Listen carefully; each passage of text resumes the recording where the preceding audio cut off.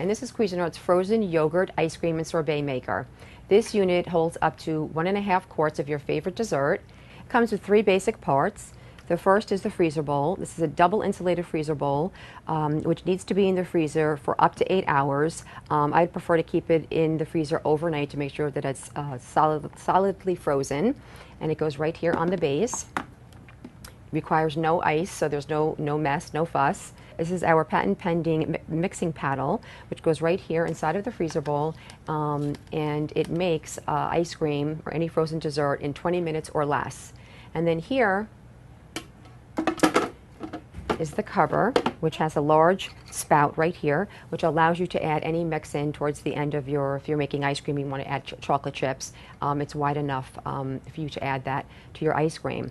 And there you have it. That's our ice cream maker, and it makes, as I said, it makes great sherbet, sorbet, ice cream. Cuisinart's frozen yogurt ice cream and sorbet maker.